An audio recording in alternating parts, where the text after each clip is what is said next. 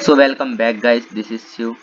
Trading में छोटी छोटी चीज़ें कितनी इंपॉर्टेंट हो जाती हैं आपको इस वीडियो में अभी पता चल जाएगा। ज़्यादा वीडियो बड़ी नहीं होगी, आपकी लाइफ में बहुत इंपॉर्टेंट क्रिएट करेंगी वीडियो। मैं गारंटी लेता हूँ, ऐसा तो नहीं बोल सकता बट बहुत इंफॉर्मेटिव वीडियो है। ठीक है, मैंने कल एक्सप्लेस में बताया था कि सिंपल सा हमारा ट्रेंगल बना हुआ है जिसमें 1:2 मिला भी था बट एंट्री नहीं थी मेरी, राइट। आज भी सिंपल बिटकॉइन में मैं रेडी था अप साइड के लिए डाउन साइड दोनों के लिए, बट हमको अप साइड का ब्रेकआउट मिला, राइट। बट मैंने यहाँ पे कोई भी एंट्री नहीं बनाई। वाई द रीजन, सिंपल सा रीजन था। ठीक है, आप बोलोगे जो एसएल हो जाता है वो लेते नहीं हो, जो नहीं होता वो ले लेते हो। तो भाई एक बार मैं यहाँ पे आपको रीजन बता देता हूँ क्यों नहीं लिया था और क्यों इस ट्रेड को नहीं लेना था आपको भी, राइट। आपका एसएल पॉइंट ये वाला स्विंग होता है, राइट। कोई यहाँ पे कोई बड़ी कैंडल नहीं थी कि एंट्री का आप एंट्री कैंडल का एसएल देते, राइट। अब यहाँ से एक बार अपना ये रिस्क रेशो चेक कर लो कितना बनता है, 1:1.75, राइट। ये 1:2 ही नहीं था। अब बताओ यहाँ से आप पोजीशन बनाना चाहते हैं? अगर आपका आंसर यहाँ पे ना यस है, आपका आंसर अगर यहाँ पे ऐसे ना, तो आपको अपनी साइकोलॉजी में काम करने की बहुत ज़रूरत है, बहुत बहुत ज़रूरत है। ट्रेडिंग में अगर आप सेटअप बस लेते हो तो आपके 90% चांसेस है कि आपका कैपिटल वाइप आउट हो जाएगा। ट्रेडिंग में बहुत इंपॉर्टेंट है छोटी छोटी सी चीज़ों का ध्यान रखना। सिंपल, अगर आप रिस्क रेशो का ध्यान नहीं रख सकते हो, आप पॉइंट ऑफ व्यू का नहीं रख सकते हो, चार्ट नेचर का नहीं रख सकते हो, राइट। चार्ट नेचर जो अभी यहाँ पे फॉल हुआ है, और कोई अगर होता तो मतलब एंड देन मैं इंस्टाग्राम पे शो करता हूँ कि 1 सेकंड इसको हटा देते हैं, बताता हूँ आपको। कोई होता कि ये this is the fake breakout, मुझे पहले से पता था और मैंने यहाँ से सेल की पोजीशन बना ली। आप लोग कैसे कर सकते हो और इतना बड़ा मूव कैसे कैप्चर कर सकते हो? ऐसा बिल्कुल नहीं है, ऐसा बिल्कुल पॉसिबल नहीं है। जो चीज़ें हो रही हैं क्लियर चार्ट में आपके सामने है।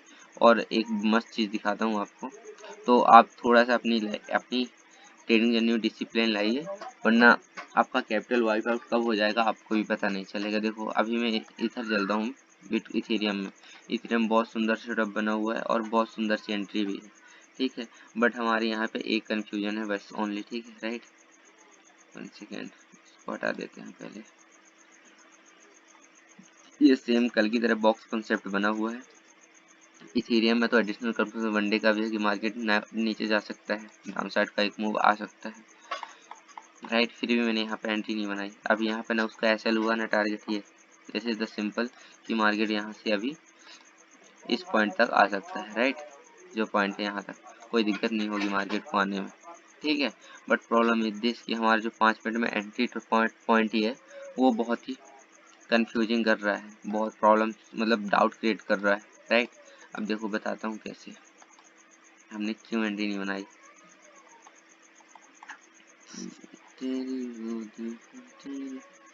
यहाँ पे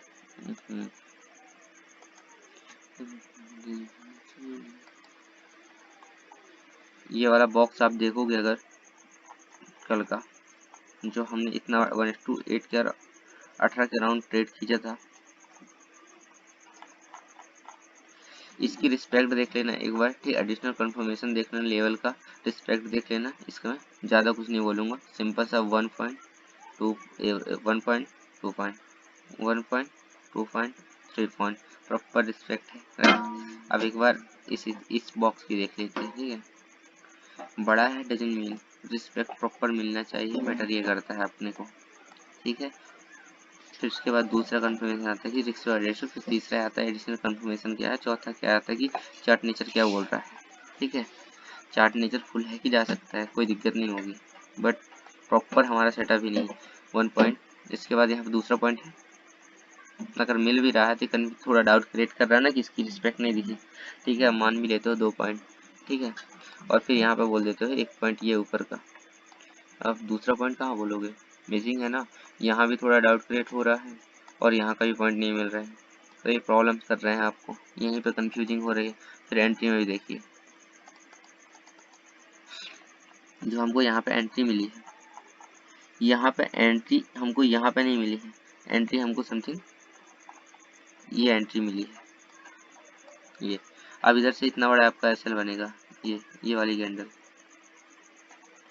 ये वाली कैंडल आपकी एसएल बनेगा। ओके, अब यहाँ से एसएल बनेगा तो देखो रिस्क रिवार्ड रेशो क्या करता है।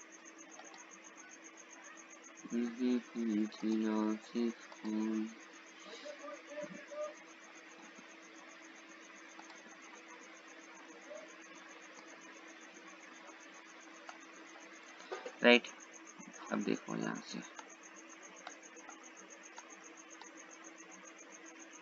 जो मैं आपकी चीजें सामने ही कर रहा हूँ, ठीक है ना, कुछ ये 1 2 3।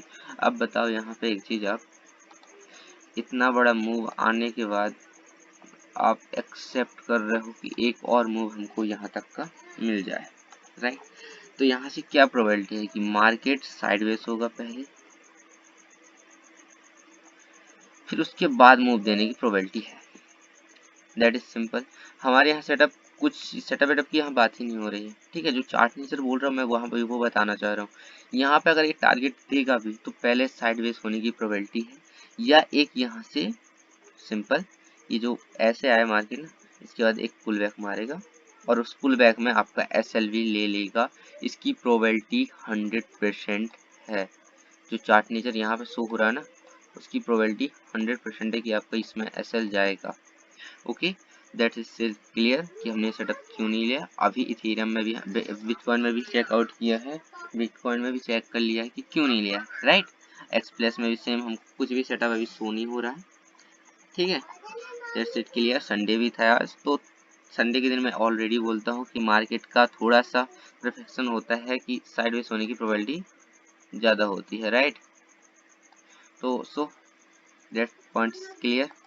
तो मिलते हैं नेक्स्ट वीडियो में कुछ इन्फॉर्मेटिव के साथ। दोस्तों बाय गाइस।